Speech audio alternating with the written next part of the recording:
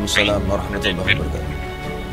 Wassalatu wassalamu ala asrafil anbiya wal mursalin sayyidina Muhammadin wa ala alihi wa sahbihi ajmain, amma ba'd. Yang kami hormati dan kami cintai guru kita Kiai Haji Dr. Fahmi Lukman. Yang kami hormati dan kita cintai Kiai Haji Fahmi Sodri, para tuan guru, para kiai, para asatid, para ulama yang tidak bisa kami sebutkan satu persatu tanpa mengurangi rasa hormat dan takzim kami. Dan insya Allah semoga apa yang kita lakukan pada pagi ini adalah bagian dari upaya kita untuk membangkitkan kembali umat Islam dari tidur panjangnya untuk kembali kepada Islam, untuk kembali kepada izul Islam wal muslimin. Semua ini bermula dari demokrasi. Demokrasi memiliki 4 pilar. Salah satu pilarnya itu adalah kebebasan berekspresi yang hari ini buatnya Prancis setelah dari sehingga mereka menyatakan ekspresi mereka, sikap mereka dengan sangat bebas, termasuk menghina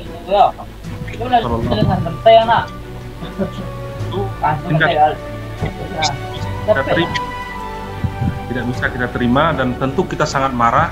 Mengapa? Karena Rasulullah Muhammad SAW adalah orang yang paling mulia, yang menjadi panutan kita, melebihi diri kita, melebihi keluarga kita, dan melebihi manusia manapun di muka bumi ini.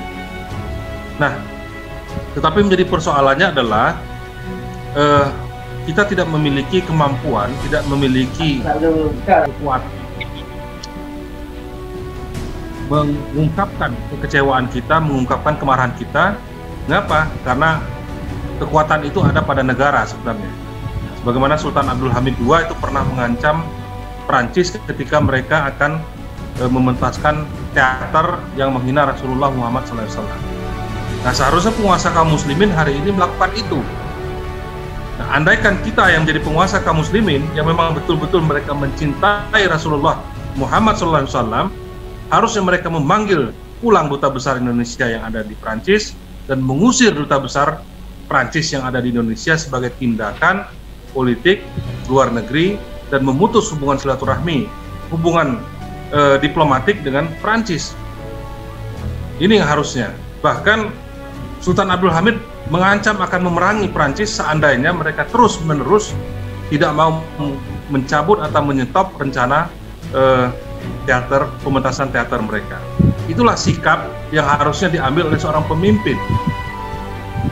Nah, yang kedua, terkait dengan hari ini juga Omnibus Law, itu adalah buah dari kebebasan freedom of property. Jadi demokrasi, pilarnya salah satunya adalah kebebasan berekspresi, yang kedua adalah kebebasan kepemilikan.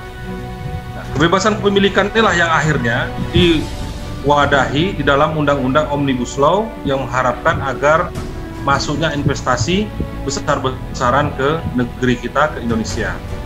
Nah, Guru Besar UGM, Profesor Maria Sumarjono mengatakan justru sesungguhnya Undang-Undang Cipta Karya itu tidak lebih dari memberikan karpet merah atau red carpet kepada kelompok-kelompok tertentu. Nah, dan penyederhanaan undang-undang ini adalah agar memudahkan masuknya investasi ke Indonesia yang dulu banyak aturan-aturan yang seolah-olah saling tumpang tindih dan bertabrakan. Maka diharapkan dengan undang-undang Cipta Kerja ini maka investasi akan mudah masuk ke negeri ini.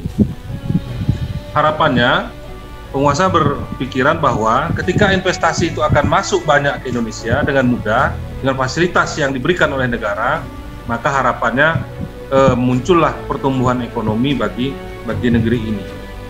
Nah, persoalannya tidak hanya sesederhana itu, tetapi justru investasi ini justru menjadi jalan bagi penguasaan terhadap ekonomi negeri ini. Sumber daya alam negeri ini akan dikuasai oleh asing melalui jalannya investasi tersebut. Baik asing dalam hal ini adalah asing pemodal-pemodal raksasa dari Eropa maupun pemodal-pemodal raksasa dari Cina. Nah, sebelum adanya undang-undang cipta kerja saja, kekayaan alam negeri ini, kekayaan alam Indonesia yang luar begitu besarnya, sudah dikuasai hampir sebagian besar oleh asing, oleh perusahaan-perusahaan asing, mulai dari tambang, minyak, emas, hutan, termasuk yang terakhir yang lagi ramai di Papua. Bayangkan, perusahaan Korea memiliki konsesi hutan seluas ibu kotanya Korea Selatan. Sementara di negeri kita masih banyak rakyat kita yang belum tidak memiliki tanah. Nah, yang kedua, Guru Besar UGM tersebut juga mengatakan mengkhawatirkan dengan adanya undang-undang cipta kerja ini, ada salah satu pasal di dalam undang-undang tersebut, yakni tentang pembentukan bank tanah. Nah, ketika pembentukan bank tanah ini nanti, maka asing ketika mau berinvestasi ke Indonesia, mereka sudah tahu tanah-tanah mana yang akan mereka caplok, tanah-tanah mana yang akan mereka garap. Dan tentu ini membutuhkan modal yang besar dan tidak mungkin bisa dilakukan oleh rakyat kebanyakan.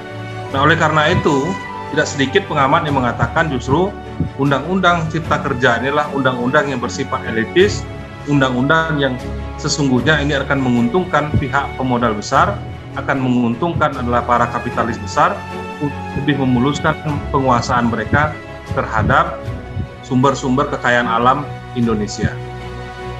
Nah, jadi sangat banyak sekali problem-problem yang ada di dalam undang-undang tersebut, termasuk salah satunya misalnya asing dibolehkan memiliki properti di Indonesia yang sebelumnya tidak boleh dan sekarang dibolehkan.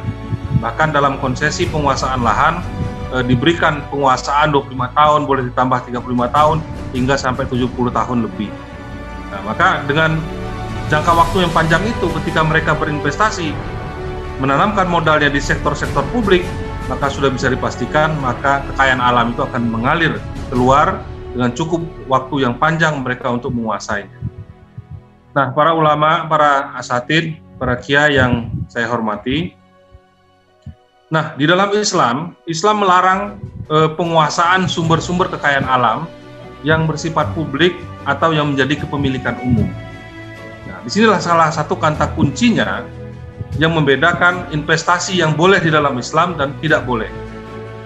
Saat ini yang disasar investasi itu adalah kebanyakan itu adalah sumber kepemilikan umum yang seharusnya sumber kepemilikan umum berupa SDA tersebut dikelola oleh negara untuk sebesar-besarnya demi kemakmuran rakyat Indonesia atau rakyat yang ada di negeri-negeri kaum muslimin.